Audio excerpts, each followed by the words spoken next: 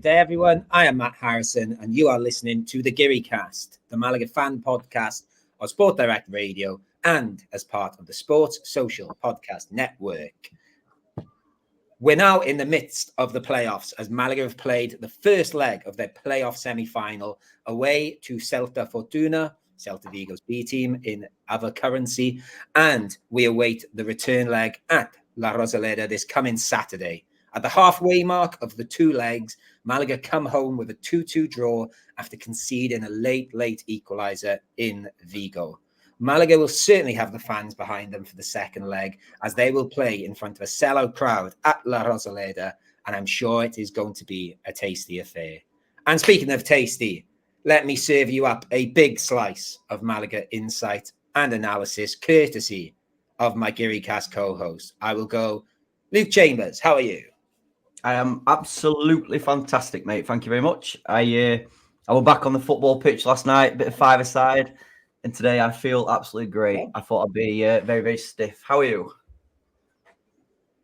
I'm very good too. I've recovered from my expedition this weekend. Also joining us is Chris Marquez. How are you, Chris? Are you feeling stiff or not today? I'm feeling very stiff always. Is that because we've got an exciting game coming up this weekend? Great start. I don't know why. I think I got too much testosterone. Oh, okay. I don't know what you could be talking about. I was just talking about. You saw my entrance, Matt. You Your could have entrance? said something about my entrance. I wanted to make a bit I thought your back had gone or something. for the people on YouTube. Well, I missed your entrance. I was reading because, believe it or not, those intros I don't learn off the top of my head. Oh. Sorry to let behind the curtain. For anybody not on YouTube right now, Chris was playing a bit of a hide and seek. Whereas 10 minutes ago off air, Chris was actually Casper Marquez. We could see straight through him. Yeah.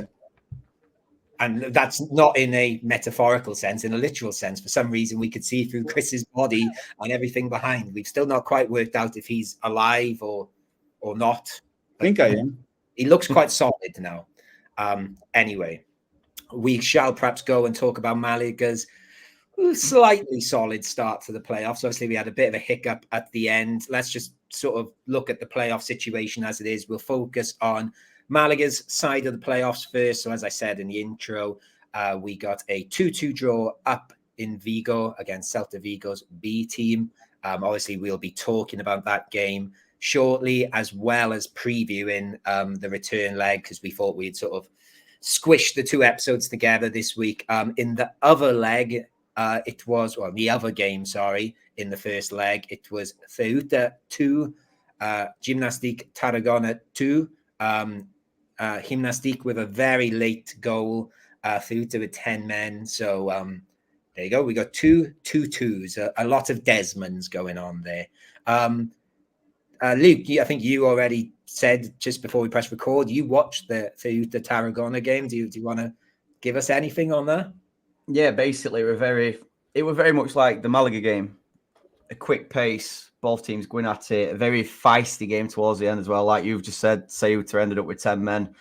I don't know if anybody's not seen the Gimnastic Tarragona equaliser to make it 1-1, but it was an unbelievable overhead kick from 15 yards. Fantastic goal. Ceuta went down to 10 men for the last 20 minutes, and it was all Tarragona from then.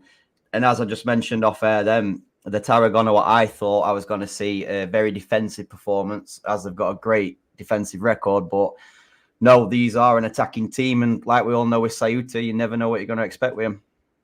Yeah, absolutely. Chris, do you have any? Let's be hypothetical still. If Malaga were to get through the semi-finals, do you have any preference of these two? No. There you go. I think maybe Celta. I don't really have. Celta. Even trying to work out which would be the better trip for me. I don't want to think about it. You guys are scaring me already. Yeah, true. So Chris, I think we shouldn't even be talking about it because we're jinxing it. do you know what, Chris? It's very rarely I'm going to say this on this podcast, but I think you are the voice of reason here, and I agree. It's just trying to fill minutes, but Just once. Yeah, you're right. Let's move away from it. Just quickly, in the other side of the playoffs, not that it really matters for Malaga, but obviously they're teams we've been against all season. Ponferradina lost 1-0 to Cordoba in Ponferrada. I think we've all expected Cordoba to be the team to go up from that side. But if they are to go up, they're going to have to beat one of Ibiza or Barcelona Athletic. Barcelona's B team and Barcelona's B team are 2-1 up, having won in Ibiza. So there you go. That's what's going on at the moment. I think we said it a few weeks ago, and I don't think we really enjoyed saying it, but we should perhaps say a congratulations to Deportivo as well, as they won the league outright after 2 legs against Castellón, 6-3. Do we like these games, these finals? Because it must be a bit of a weird game to play. It makes no sense at all. No. Because the only thing people care about is going back to Segunda, going back to professional football. I understand that they do it. It's like a bit of the European Super Cup. Yeah. Is it like a charity shield kind of thing? No, nobody cares. I think it's supposed to be a bit more serious than that, but I don't know. Like it's 6-3. It doesn't sound like anyone was taking it too serious. But all the celebrations party have been taken place already, so like nobody's really celebrating it, aren't they?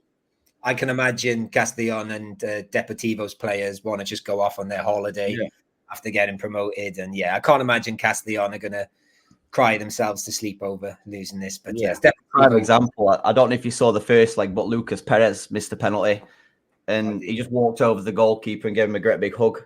I'm pretty sure if Lucas Perez misses a penalty during the season, this might not be happening.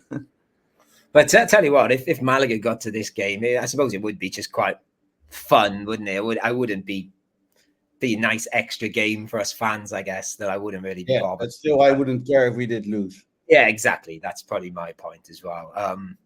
And we should, again, perhaps pass a congratulations out. I was going to say to our neighbours, but I suppose I live here. So I don't know if they are my neighbours, but in a footballing sense, our neighbours, Marbella, have been promoted to Primera RFF, having beat Logroñez. Our Alex Ashmore was there in Logroño to watch the game. I've forgotten. It was 0-0, wasn't it? And they'd won the first leg. I haven't written this down. They won both legs. Oh, did they? Okay. Yeah, 1-0, 1-0. So congratulations to them. Whether we could be playing them next year, we just don't know yet. I was just telling Luke before you turned up, Chris, that some of my students in school are very excited because they're like, "Sir, have you seen Marbella have signed Casemiro already?" And I had to explain, no, it's not. They've not quite signed him as a player. He's just going to put a bit of money in, I think. Another toy for another player. Yeah, I don't think. How many matches do you think he will attend next season? I would say no. Any. Yeah, and I tell you what, there's like when I first moved here, partly because Marbella played in the centre then, you used to see quite a lot of people wearing Marbella's. They had a really nice home shirt the year I moved here, and really nice Adidas one. As I've been out for a run tonight, seen a lot of Marbella shirts tonight compared to recent weeks, I will say that. Their fans look pretty cool, Matt, to be fair, up in Logroño. But I suppose that's it. I don't see as many Marbella shirts these days, mainly because, most of the time people wear them on match days, and match days are not really in the centre of Marbella. They're near Puerto Banús. Are Marbella fans Malaga fans as well? Supporting like your local town, or are Marbella fans actually just Marbella, do you think? They're just Marbella fans. I'd say, yeah. So we please go with Marbs. No. Oh dear. I would say, I think they do support Malaga a bit, but there's for example, when I go out, occasionally I see Malaga shirts, but it's not as prominent, to be honest with you, as you'd think. So there you go. Like as an example, next season, if we don't go up, obviously it's a Costa del Sol derby. I imagine it's not a feisty derby.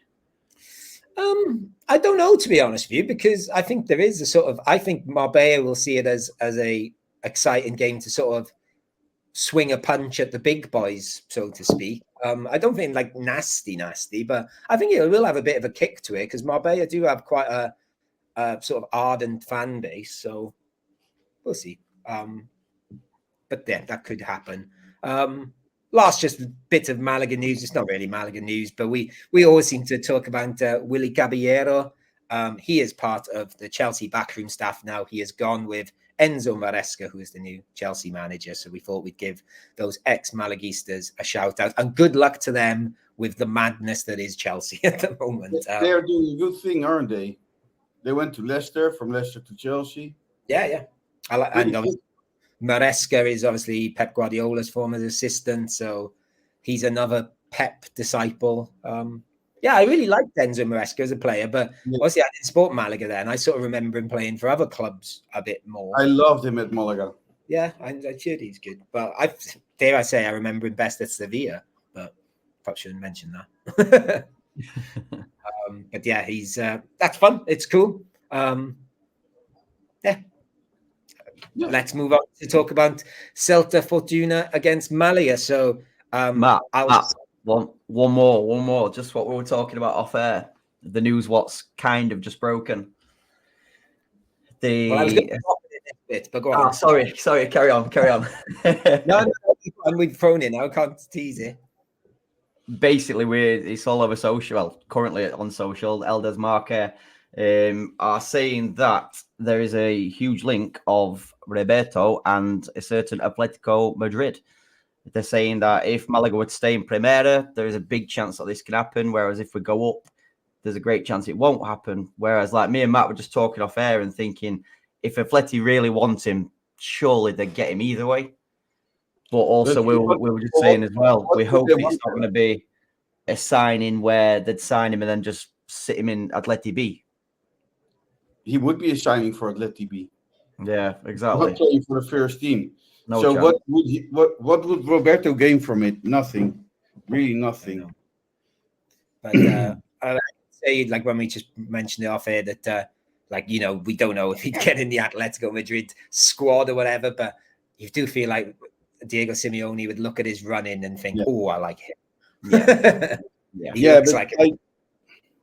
Would you play with Griezmann next Sunday, or would you play with Roberto this Saturday against Celta, or would you play with Roberto? Chris, you're teasing me with Griezmann and Roberto strike force for Malaga. No, but you're right. You're right. What you're saying, like I personally can't see. I mean, the reporting that he's got a €6 million release fee, which is true. Yeah. But if they spent €6 million on him, surely they're not going to put him in the B. But I could not see him in the first. Like how many money can Atletico Madrid spend on a striker? Do you really think they are looking in options at Tercera División? Well, I will say you will need to score at least 30 or 40 goals to be picked up by Atletico Madrid. If I'm being honest, if it's for the first team, if it's for the B team, then I would say, why would he go? Yeah. Well, I was going to say I've got the Spain-Andorra game on in the background here, and you were saying about Griezmann, and I like this guy, but he gets a lot of criticism here in Spain. Is Morata's quite wasteful for Atletico Madrid?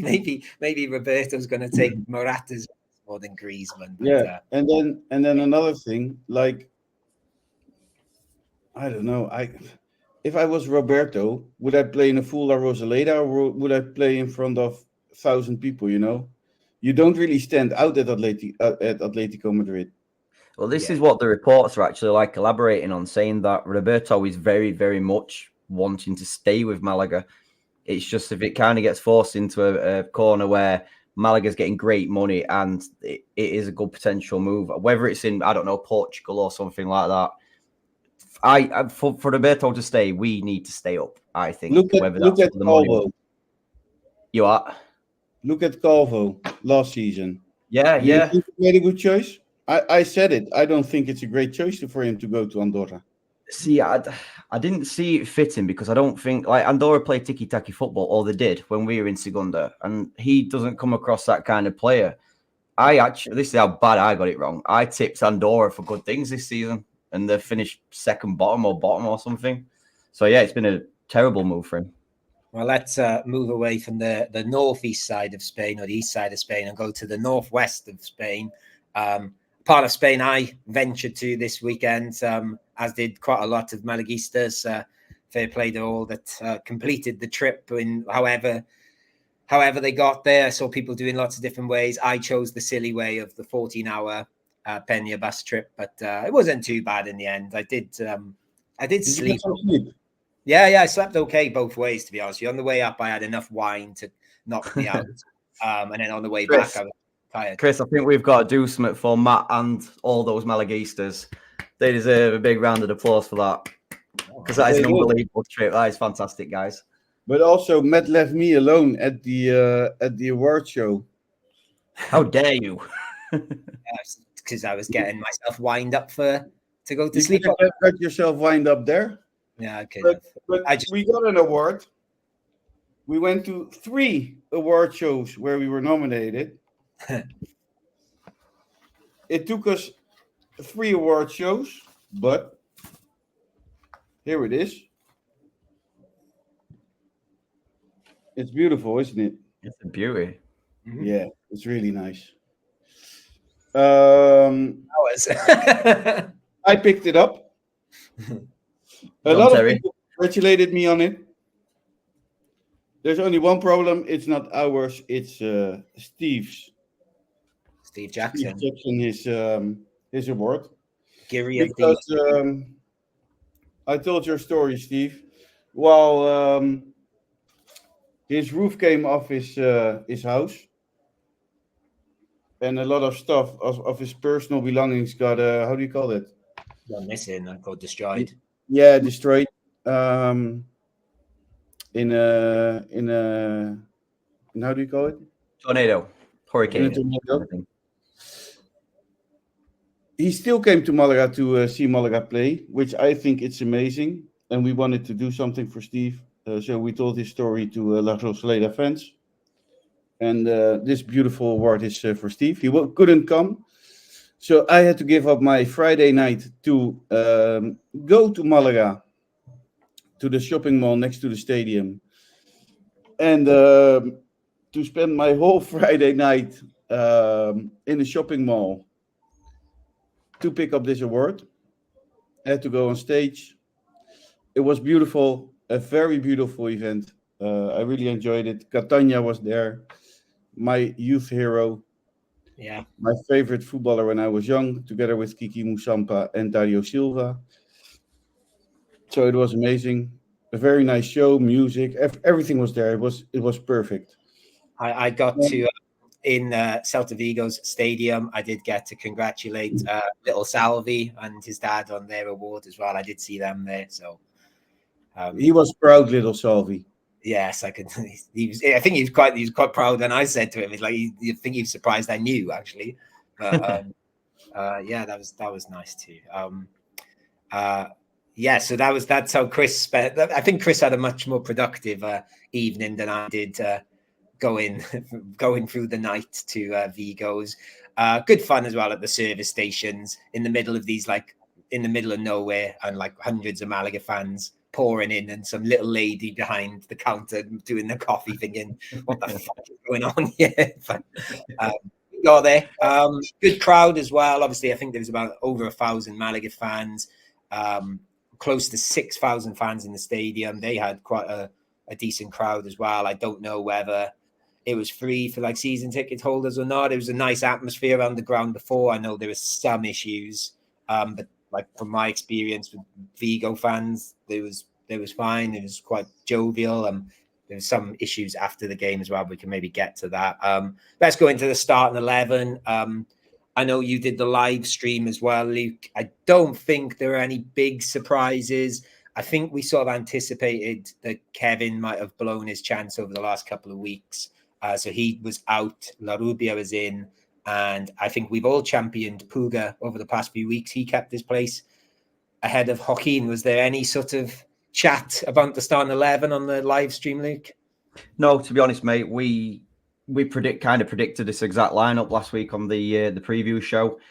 Puga, like you say, rightly so. The last couple of weeks, he's been, I won't say fantastic, but he's done a very, very good job. Kevin, he hasn't been himself lately. La Rubia maybe a bit unfortunate to miss out against Real Madrid Castilla. So yeah, no issues with starting 11 at all. Yeah, and actually, to be honest with you, when I listened to the podcast last week, I was sort of like, yeah, I would drop Kevin for this game, and you guys sort of convinced me otherwise a bit because you made the argument about him being good against B teams. So yeah, you almost I got me think back. he is good in defending. yes, But I don't think you should start with Kevin. The thing I find funny, what Luke says, is that Kevin was at himself over the past few weeks. I don't know what Kevin himself is, because it's 2 weeks good, 2 weeks bad, 2 weeks good, 2 weeks bad. Yeah. He has the consistency of my who shall I name?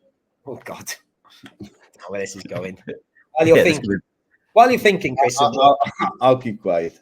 Okay, I was going to say that I still think the first third of the season, maybe half of the season, I think he was pretty consistent. Actually, I'd agree with you. Second half of the season, it's been up and down to say the very least. But anyway, we don't need to talk about Kevin in this game. No. He did not feature much. He did come on towards the end. Luke, another slow start for Malaga. Celta Fortuna seemed to be a bit more dynamic and on the ball a bit more than us. Is that a fair assessment? Yeah, definitely. Celta, they really impressed us. They've got a real fluidity to their attacks. And it might sound very simple, this, but every player knew what their role was. We said about on the live streams, they have a way of playing, and all the 11 players starters knew exactly what kind of runs they needed to make the space. Yeah, very good team. Really good team in my eyes in that first half. Yeah, and I'd actually say they started well, and we'll get to the goal shortly, but I actually thought we did well to sort of hold them off a little bit, to be honest with you. And obviously that was going to break eventually. Chris, any thoughts on how Celta Fortuna started this game, or how Malaga started this game even? I think the first 2 or 3 minutes were for Malaga. And after that, it was Celta Fortuna, which are a very dangerous team because they have a lot of pace with their counterattacks. Yeah, absolutely. And I don't want to say it yet, but the good Puga was last week wasn't really working out this week. No, absolutely. So I think let's just go straight to it, Chris, since you've brought it up. The goal for them, I think, 15th minute, sort of came with Puga really sort of far up, and Celta Vigo's midfielder just going, oh, there's a gap, and slotting them through down the left. Still a little bit to do, but then he sort of skilled his man. Sort of, I don't know if it went under Alfonso Herrero or if it went in the near post. I've only seen 2 replays, but yeah, would you say, Chris, that it was a good Celta goal or just bad from us? I think throughout the game, in the second half, it got a tiny bit better. But in the first half, a lot of chances came from Celta's left side. Yeah, absolutely. Too many. And Puga was nowhere near. No, and like I said, I think he might come up a bit. Luke, what did you make of the goal on the live streams? Yeah, it was far too easy. Again, on last week's preview show, I went into depth about how Celta Fortuna play. They play high wing backs, doubling up with their wingers. So what do Malaga do after 15 minutes? It gives their left-hand side the freedom of the pitch. And you just think, I don't know if it's a lack of communication or just stupidity to get caught like that. If we can see by doing a little bit of Twitter reading, how can the players not understand that these guys attack wide? You can't leave them I would say 2-on-1, but it wasn't even 2-on-1. You have to know when Puga goes, the midfielder has to take over his position. Exactly. And if he doesn't do that, you have a big problem. Yep. You have to take over. This is what I said to Nick on the lives. I mean, growing up, I were a right midfielder, etc. If my right back went bombing on, as much as you might want to attack, you have a little look around, a little scan, and think, hold on, I'll hold you. Surely Daddy La Rubia knew from, I don't know, surely they're a team meeting on about how these guys play. But yeah, for us to get caught after 15 minutes, it really frightened me for the remainder of the match. Yeah, to be honest with you, in my head, like just when I was preparing what we were going to talk about, I was like, yes, Celta Fortuna had a lot of the ball, but they weren't many chances. And I watched the highlights back. I was like, oh yeah, there were quite a lot of chances. so I forgot about most of them. Like, But for us, it's also difficult because we have to look at it in a bit of professional way doing the Geary cast. But I was so nervous. We're also Malaga fans, so it's you have a double task a bit. I know Matt never does that. I was about to say, because obviously we've released the latest episode of Vamos A when I was at Bailados, and there was nothing professional going on.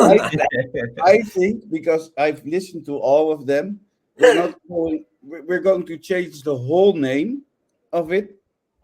We're not going to call it Vamos A. We're going to call it Vamos A. Hey, there's all sorts of good cameos in this one. We should have said I met up with former guest on the show, Alexandra Johnson, who I thought had left until she messaged me, and I said, "Oh, it's a shame you're not here." And she said, "I am here," and I was like, "Oh, cool. Do you want to be here?" She's leaving soon, Matt, is she? I think she's as we said on the Vamos, she's going to work for Malmo. She's got a job with their media team. I think Malmo has done a great job in contracting her because I really like her content. I really think she's very good. And I think she's the top journalist of Sweden. There you go. So this week's Biznaga is for Alexandra Johnson, it seems. Yes. I see her like outside her flat, where she lived in Vigo, lovely vista of like the bay and stuff. And so it'll be. I said, next time she's on the podcast will be when Malaga play Malmo in the Europa Conference or something like that. Maybe we can invite her one day. Anyway. So go listen to the Vamos episode. There's that Gennaro shot. I forgot about Ferrero hitting the post, and then I did remember them hitting the crossbar. But were you happy to go in 1-0 at halftime, Luke? Yeah, I think we recovered really well after going behind, like I say, for probably the first 20 minutes, very, very nervy, and I could only see the game going one way. But then we recovered. We had 2 or 3 great chances ourselves. Just after we hit the post, if you remember, Roberto had a header 6 yards out, which he'd normally bury that. The only problem was we were still very risky at the back. We seemed to be giving the ball away, and like we've said, they are quick up front, and it looked like they were going to punish us every single time. Luckily, we got in at half-time at 1-0, and yes, I was happy to take the 1-0 at half-time.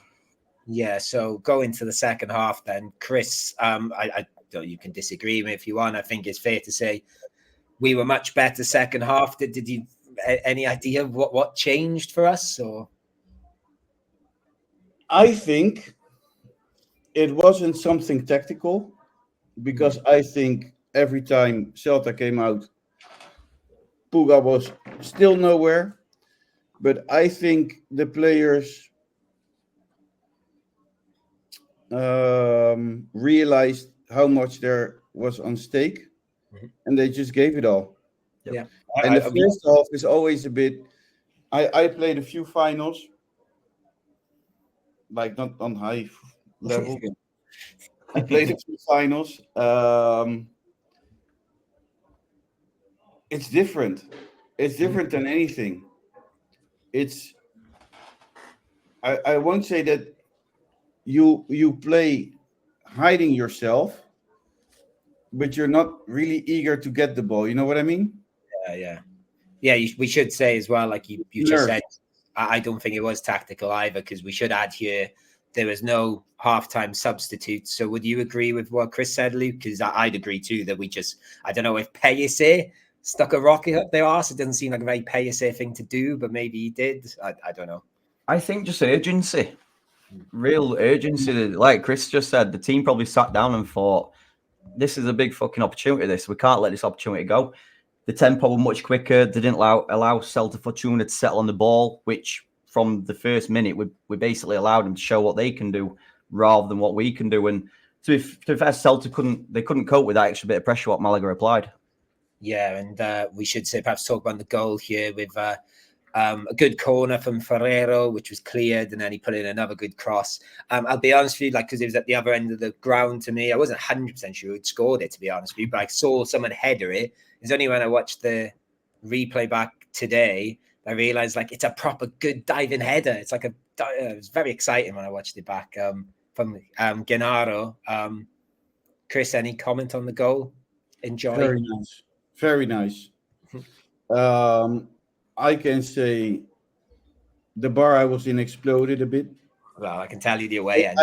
That was the second goal you all saw, but after the first, it exploded as well. But the second was another world.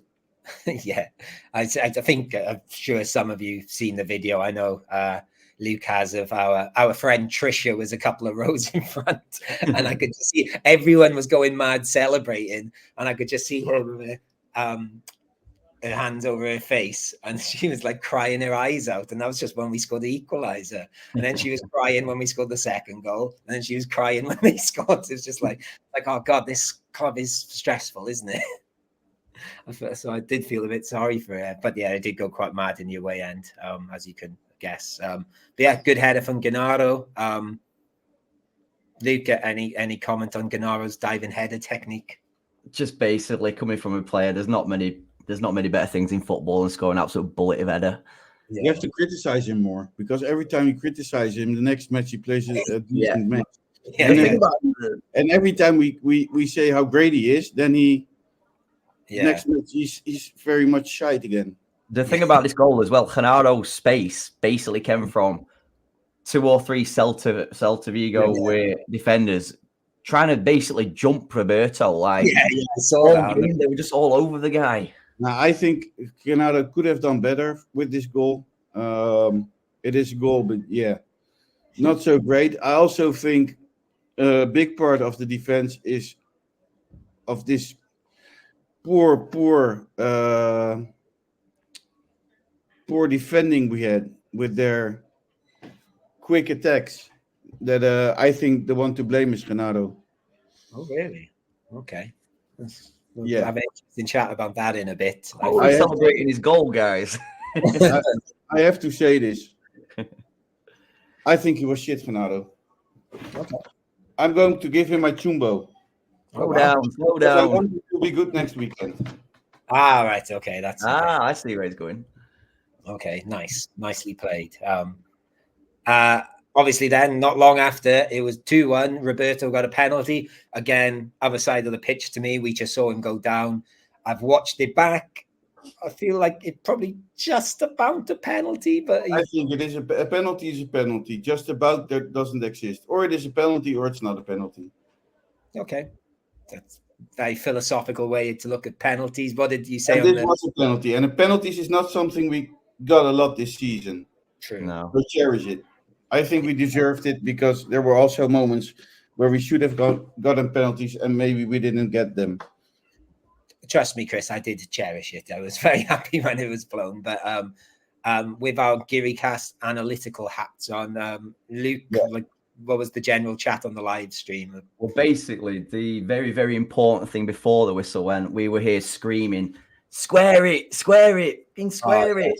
Because Danny, I just think it was Danny Lorenzo was clean. Yeah, there was someone. Yeah. And then Roberto took this huge touch. And you're thinking, no, it's gone. And then the pace to catch up with the ball. Yeah. Maybe the goalkeeper was a little unfortunate, but like Chris says, fuck it, who cares? We've not been given too much this season, have we? No. And a pretty decent penalty as well. Brilliant. Purely confident, very, very confident penalty. And classic Roberto celebration right in front of the Celta ultras who weren't so keen on his celebration, to say the least. I think, if I'm honest, I also think it's because I hate it when players do that. So I also understand that. I mean, if Celta would have done that in La Rosaleda, we would do the same. Yeah, absolutely. Because it's not a nice gesture. So I can't defend. Or I can't attack Celta fans for something we would do as well.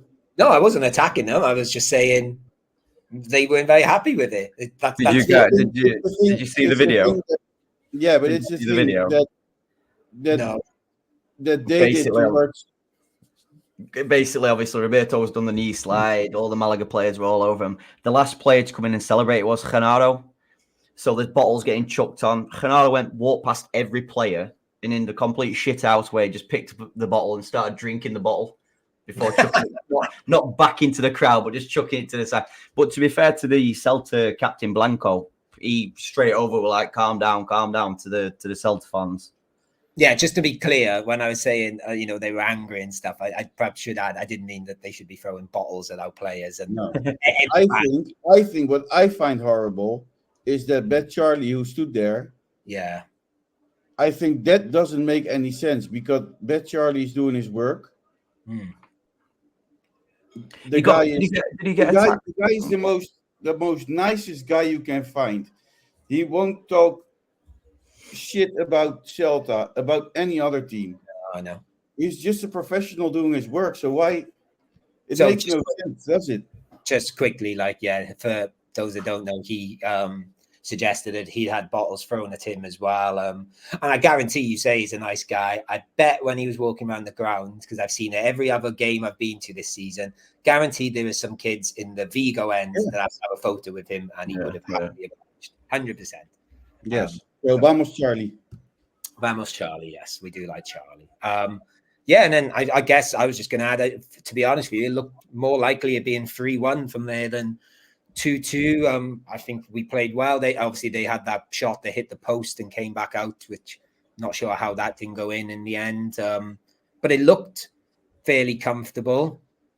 Being in the away end was very buoyant and felt comfortable. And then just after the 90 minutes, in the 92nd minute or 93rd minute, you guys talked a lot about him last week. And, I was screaming out Duran fans as I was listening. But Duran got on the end of a through ball and rolled it past Alfonso Herrero to make it 2-2. And basically, I was going to say last kick of the game, but we did have one more chance. What happened with the goal, Luke? Yeah, firstly, Duran is a very good player.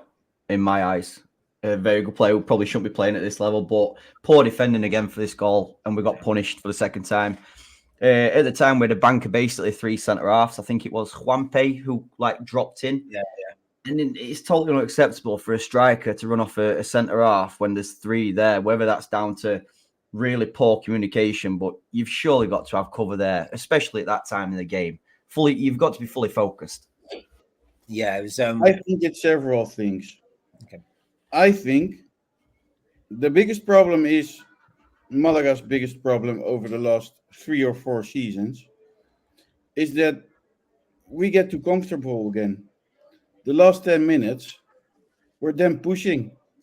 Yeah. And we're going back again. We get too comfortable. We think we've won already after 70 minutes, maybe, or 80 minutes. I think somebody at the club needs to stand up and say, this is 90 minutes. This is how long you have to play, and give it all 90 minutes. Because this is also because everybody's saying with a draw, Malaga's through. I think if it's 1-1 after 90 minutes, I think we won't make it because we get too comfortable. They're a good team. If they start putting real pressure on Malaga because they have to win, I think we're done. I think you said it right there, Chris, in terms of we created our own issue. I mean, I got written down in my notes from the live stream, 84th minute, Malaga really started dropping deep. And there were no need to drop deep because we seemed to be quite dangerous on the counter-attack still.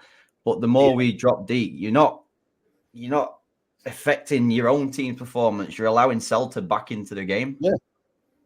Yeah, I'd agree. And like you said, pretty much since I've been going to watch them, that's always been a quite frequent characteristic. Do you think it was nerves, guys? Or do you think it were nerves or anything? Or I don't think we looked nervous. I think it's what you said. We switched. If anything, we in other games, we sort of seem to lose our heads at the end and do look nervous. In this game, I think it's the opposite. We look completely calm. relaxed and too relaxed. Because just quickly, I do want to add in there when I thought at the time, having watched it back, it is a brilliant through ball though as well. It's a great pass. He does have. It's the defense should be a bit more awake to it, but it is like inch perfect and. It was a massive kick in the bollocks, obviously, for you, Matt, more than anybody. You've done all the travelling, but me and Nick were literally here at the time for the previous 5 minutes saying, without jumping the gun, this was probably one of the performances of the season. We had 11 shots on target, which is totally unheard of this season. We came back from a 1-0 behind. We scored two goals. So that's something. It really was a tough one to take in Balados. Yeah. It's and then that's when there was sort of there's a bit of anti-Hispania chants from them and anti-Galician chants from the Malaga end. And when we left the stadium, like our bus was 20 minutes away from where it dropped us off, and we had to walk past all their cars, all beeping horns, all singing about Galicia. It wasn't the nicest way to end it all, the last sort of half hour of that trip. But my question is, how many of them will come to Malaga?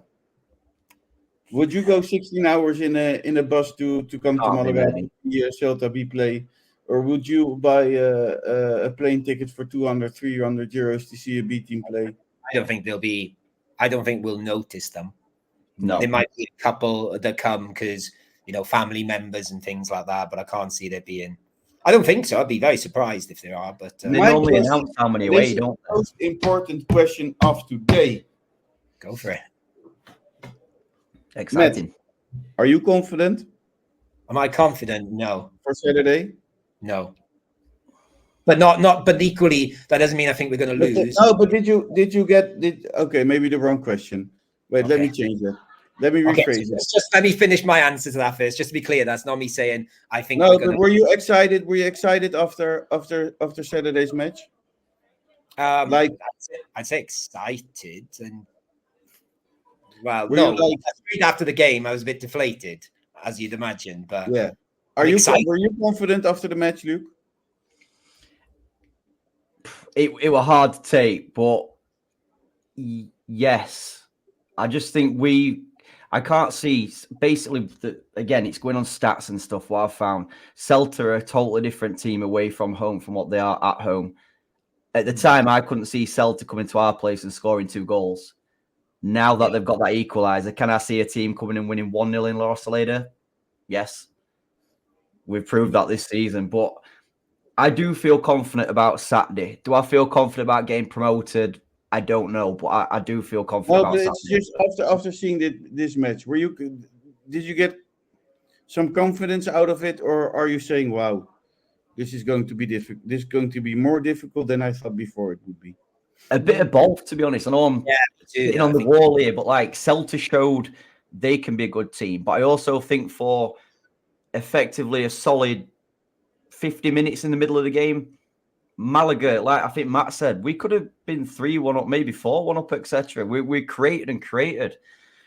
So again, the most important thing is, because this is not the real question, what do you think Malaga players got out of it?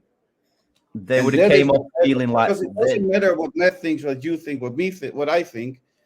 It matters is how the Malaga players came out that match last Saturday. They would have felt like a loss to concede that late. They would have felt like they got beat. But equally, like you just said shortly ago, Chris, that they did come back from 1-0 down already in this leg, in the first leg, and they showed resilience. And and played well. And apart from some brilliant through ball and a bit of tired defending, we probably should have won. So I don't think it's going to be like obviously the first 24 hours. I think obviously they would have felt like shit, but I am quite confident on the training ground they would have ironed that out a bit. And then I don't know. I guess we've got a young team. It's going to be a big crowd at La Rosaleda and see how they react to that. Are they going to shit themselves? Has a big team.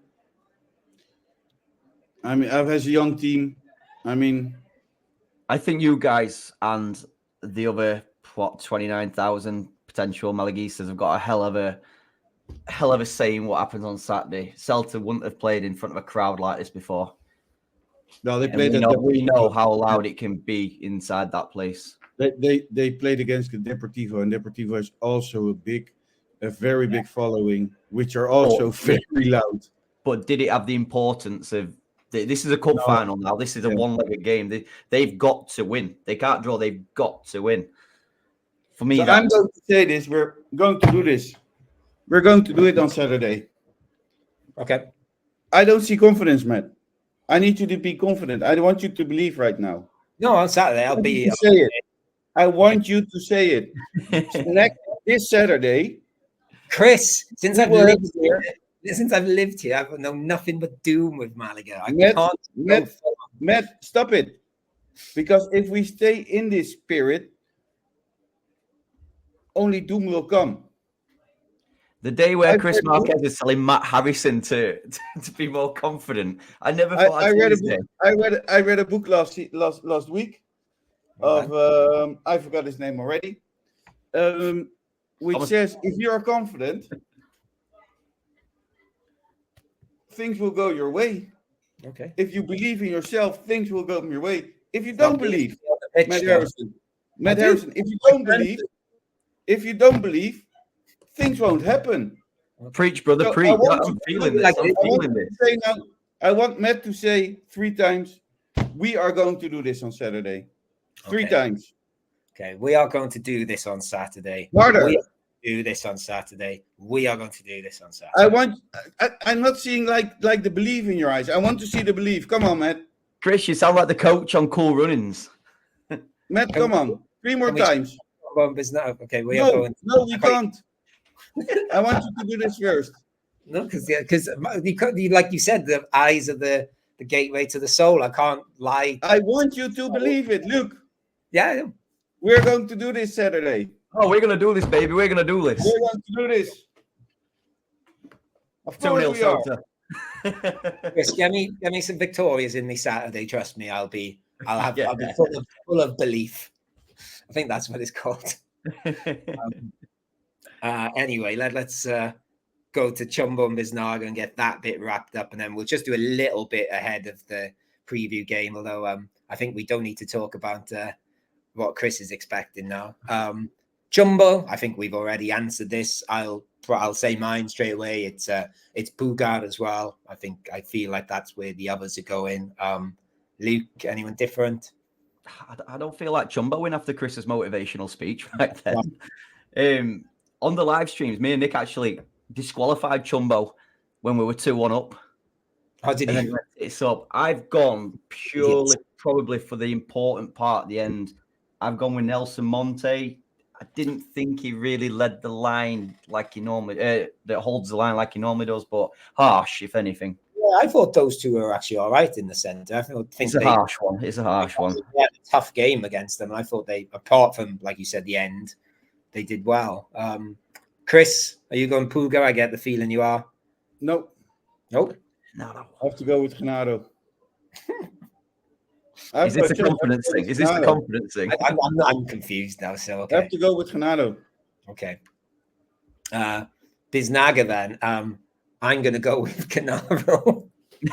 Yes. That's who I've got written down. That's no, not. You have to pick another one. It's written there in front of this. You know why? Okay. Why this has come our way the whole season? Okay. Or for the seasons, because you make the wrong choices, man. Believe. Believe. Yeah, believe in Genaro. I thought you were believe. Give it to someone else. Okay, but I've got 2 names written down, so I'll go with my honourable mention was David La Rubia. Yeah, very good. Okay, great choice. Yeah. Okay. Yeah. Honourable mention for Victor Garcia. I thought he had a much better game, a lot more like himself, but I can only give it to Roberto. He absolutely battled his bollocks off against 3 big centre-halves, Vigo, who all they wanted to do was take his shirt off him. And you don't do that to Roberto, we know that. Well, yeah, you'd have to pay, how much? €50 to get a new one? €50. He'd have to go up to the away end and say, has anyone got €50? Chris, anyone different? let me say that if any of you wants to change his Chumbo, that for one time I will do this. And you can change your Chumbo in the next minute. So think about it very well. Think about it. Because it's important to change your Chumbo. Okay. I'm going with Roberto. I think he did a wonderful job. Cool. Done. Somebody wants to change his Chumbo? No, you've picked Gennaro. That box is ticked. Luke? I know what he's trying to do. Luke? Fuck it, Gennaro. So he gets man of the match. So he gets the man of the match Saturday. Hat trick, Gennaro. Believe in Malaga. I've just sort of gone back through all the highlights in my head. Yeah, Gennaro was shit. I'll give it to Gennaro. Yeah. See, just to confirm, everyone, I think Chris has been on the beach all day or at the bars all day or doing something. Been watching. Listen, because you don't mention it, I will mention it. I've been working all day. Then I did things in my house because I'm home alone the whole weekend. And that's why he's so happy. No, and I now recognize how much my wife does in this household. And then I had to count 536, which is amazing, votes for the ultimate kit. Chris, I've got it written right at the end of my agenda to give it a shout out. I've forgotten, don't worry, but you can do it now. No, don't worry. But it was madness counting all the votes. It really took 2.5 hours to count it. Oh wow! So there you go. That's why you've gone a bit off the leash. You've been doing maths all day, and it's drove you to insanity. Anyway, let's go to the return leg. Then I think we've already spoke a bit about it, but just to give out some of the headlines. Of course, the game is a sellout now. I know it does my head in when people moan about, but it won't be a sellout in the stadium. And it's like, well, what do you want the club to do? Like, they can't sell more seats than they are. It really does my head in when people moan about it. I don't really get it. It's not the club's fault if people aren't showing up. But anyway, that's my little rant there. Unicaja, are they playing before or after? Do we know yet? Because that might cause a bit of an issue. Or they're not playing at all. They've just got beat. Yeah, they've just got beat. Sorry, I did put an if they win tonight next to that. Sorry. The dream has ended for Unicaja this season. They were going into the playoffs, which decide who's going to be the champion of the league as the leader. And they have got beaten in the semi-final by UCAM. 3-2 by Murcia. Yeah, Malaga, they lost their first two in here in Martin Campena in Malaga. Then they want to draw at UCAM Murcia, and now again in Martin Campena they lost for a third time against UCAM Murcia. Not good, but listen very good to what I'm going to say, both of you. When Unicaja does very well, Malaga get relegated. Malaga does shit. When Malaga does very well, Unicaja does shit. Okay. So this is a thing pointing our way, Matt Harrison. Yeah. This is starting to point our way. I agree. This is Let me tell you one more thing. I have been most critical with this team throughout the whole season of the GearyCast. Because you have been shit the whole season. Now, Matt, I believe. Okay, good. I believe. You have to believe. I will. Like I said, give me till Saturday. On you now. I don't think it does. I think it depends on the players on the pitch believing. To be honest with you, I'll be supporting there. I believe in my job as a supporter. I've done that bit. I can do that. You did more than your bit with it. So don't worry about me. I'm like I said, I'm not saying I think they're going to lose. I say I've got trust issues with Malaga Club de Football. I'm coming to hug you. If we do. I walked my way back to Hermanos Madrid just to give you the biggest hug ever. Yeah, it's fine. I look forward to it. And I'm going to shake your hand. I'm going to say, I told you. I told you. Exactly what I want to happen, Chris. Is that whilst holding a little drink in your hand as well? Yeah, make sure I've had the Patreon first. There you go, Chris. I'm even talking about Patreon. There is belief in me somewhere. And by the way, you're the one that told me not to talk about us winning this leg. But you've changed it as this episode's gone on, Chris. Listen, this episode is gone, but you don't want to know how I'm feeling the whole week already, and it's just Wednesday. I still have to wait what are you doing, Luke? I still have to wait 3 days for this feeling to go away. It's nerves, it's everything. It's when I wake up, it's when I'm taking a shower, it's when I'm taking a piss, it's when I'm taking a shit, it's when I'm shagging my wife, it's when I'm walking the dog and we don't even have a dog. It's when I'm playing with Fabi, it's when I'm working, it's when I'm eating, it's when I'm sleeping. Everything is all about this match the whole week. I can't get it out of my head. Malaga. I'm losing it. Yeah, we can tell. It's good fun to watch. I feel like I've got these questions in front of me. They feel almost like irrelevant. Luke, is there anything you change in the starting 11 after that leg? Again, I can't be negative. Chris has done us. I'll tell you, my notes say I wouldn't change anything. Even the only one, I dug very deep here, and I don't think Chris will be very happy with this one. If anything, I thought La Rubia was quiet. We could maybe bring Kevin in because Kevin's defensive work is also as good as his going forward work. But I'd be happy if he didn't change a thing, to be honest. Yeah, I feel like agree with you on that one. Because I'd agree with that. That's probably the only one I could think of, actually. But that's the only reason his defensive work is the only reason why I would consider to put him on the pitch. Look, at the end of the day, I believe. At the end of the day, if we don't concede on Saturday, we're through. But it's just this typical match where you play Kevin and he's too nervous. He doesn't get his form. His confidence is crumbling here. It's confidence. He's going to do it. Everybody's going to do it. If Malaga win 1-0 on Saturday and Kevin scores, there's going to be one hell of a hug between you two at Bahama. Because he's going to be happy and he's going to be happy. And to be honest with you, I think the thing I'm dreading more than anything is what you've just said, Luke, is if it's a draw after 90 minutes and that half an hour when you're thinking we just need to not concede, but then also think we can't play like that. We need to be going for at least a little bit. Listen, as long as we're taking Renato out for next match, we're fine.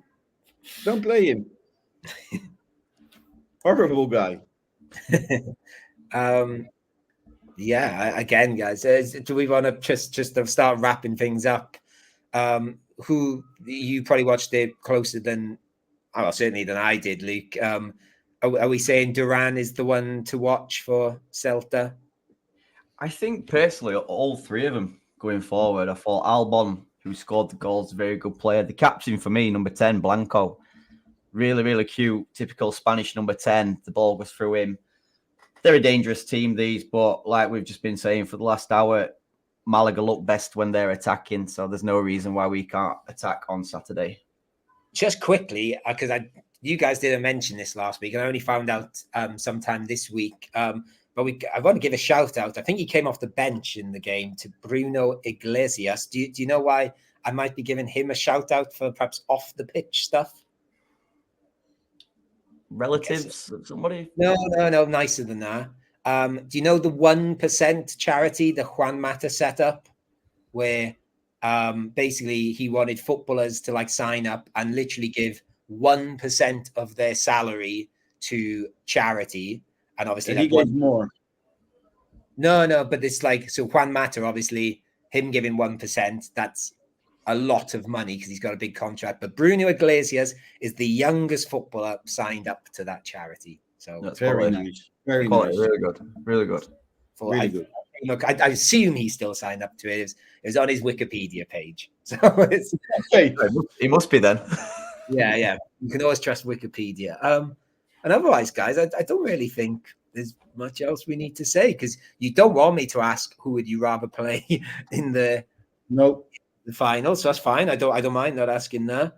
I'll tell you what I will ask, because it's nothing to do with us really. In the other side of the playoffs, is there a team you'd like to see go up? So you got Cordoba. yeah. Cordoba. I don't know if I don't really care. No, I don't. I was just wondering. Yeah, to be honest, no. I mean, the thing is, if Cordoba go up, if we don't go up, like Cordoba were 2 great games this season. Yeah, we were shit, but good days. I want Pigeon to go up. Yeah, exactly. Well, I've got in mind. Pigeon go up. I want Pompey to go like with Matt and his fireworks later on, but I want Ponferradina to get promoted. Me too. I like Ponferradina. I like Ponferradina. But that's it. I think we better sort of start wrapping up before Chris explodes. A couple of things to plug. I think I'm guessing there's no live stream because people are here. Yes, there is a live stream. Alex Ashmore is going to do 90 minutes of commentary. Yes. Matt Harrison, do your homework. Yes, I thought, but it's not the usual live stream is what I meant. No, but there's going to be 90 minutes of commentary. And what better place to bring it from than Alex Ashmore from La Rosaleda this Saturday on our YouTube channel, on our Twitter live. I don't know else where live we can do, but we will do it. Chris, can Alex show the fans at all? I know he can't show any of the pitch. Can he show the fans? He can show the fans. There you go, guys. Tune in for that. Yeah, you can see Chris Marquez running up from the Fondo Sur he can't wait to give me a hug when we've won at the end. He just comes running up the stand to the Giriarmi corner. I'll just tell you what, I didn't even think of this, but we're in the playoffs. If you like things about playoffs, the latest Platini played for Croatia episode's all about playoffs. So he's taking 1 hour and 2 minutes. That is the longest he's taken this season. Luke, no, I don't need this. Luke, do you want to plug something? Maybe the Instagram page? Quick update. My little puppy dug a hole through the wall today. That's nice. About it. That's about as exciting as my life. The Yorkshire Footy Lab. No, it's very quiet at the moment. There's one more big outing this season. It all depends on what happens on Saturday night, I believe. Yeah. And Chris, I guess we need to. I think we skipped over it. So do you want to say the what's going on with the kit quest? Yes. Over the past few weeks, we have we're in a search. We are searching for the best Malaga kit ever, and I counted all the votes today, and we're now the 9 kits in the semifinals have been announced. So you can vote for your 3 favorite Malaga kits ever. Well, you have to pick one of the 9 in there. I don't agree with you, but you can pick it. No, it's too. I wouldn't pick this. Is it pink one, Luke? 5. Is that 5? I need to look at the list. I know this one is on. I think it's difficult because, and that's the thing that struggles me throughout these weeks, is like, are people picking the most beautiful kit, or are they picking the kit Malaga played in sentimental in their best memory? Yeah, the best sentimental kit. Yeah, I think either or is fine, whatever. Yeah, I think that comes into it as well, doesn't it? Like a meaningful kit and stuff like that. Yeah. They're all like I'm really judging from my most beautiful kit. Okay, I need to look at the list. I did quickly look at the list earlier. I will vote today. Another thing, I would like to thank everybody who retweeted and liked our video from last week. Unbelievable. Yeah. And most of all, everybody who participated. Mm-hmm. It was a beautiful gesture from the club to share it. Mm. It was madness, wasn't it? Chris, you know better than anybody. Big day for the Geary Cast when the club actually acknowledges it and shares something. Like it's huge that for the Geary Cast, isn't it? Yes and no, because it's not the first time. The first time was 3 or 4 years ago. Then I was still excited, and I was, wow, what happened? But now I think they shared 4 times or 5 times something from us. It's still very beautiful to see, and especially when your son is in the beginning 2 seconds of the video walking with the ball and wearing his Malaga kit. Like it. Is he the most famous Malaga Marquez now then? Or well, I said it in a group chat, in a group WhatsApp. When I told my wife the idea, I was making a video. Every time I make a video, I want it to be about the fans and not about you, me, or anyone. But I couldn't think of anything. And then I was thinking, like, how beautiful would it be to have a foreign kid walking through Malaga or through the province of Malaga with a football and just walk around. And I thought, do I know anyone? And then I thought of my own kid. And I explained it to my wife. And she said, you're not putting my kid on social media. I said, nobody. I mean, how many likes would it get? 12, 15? She said, it's not happening. I said, well, I understand it, but I need something. She said, well, are you sure it's not going to go viral? I said, yeah, of course. I mean, not many people will like it. So I didn't count, but I think it goes over 4,000 or 5,000 likes. Got on Malaga's, it's got 4,500.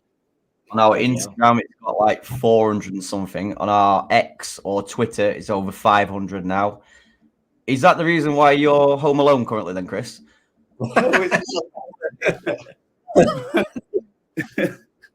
But you promise something and it never. Every time I promise something to my wife, it never happens. Never. So, but the worst thing is, I think if I'm right, over 120 or over 150,000 people saw it. But my wife is very proud. She shared it. She sent it to all our colleagues, to all our family. She's very proud of him. And so, and that, I think, is a nice way to wrap up this week's podcast. So, Luke, sadly, we won't be seeing you this weekend, but I hope you can find a way to watch the game. I know you've got more important things this weekend.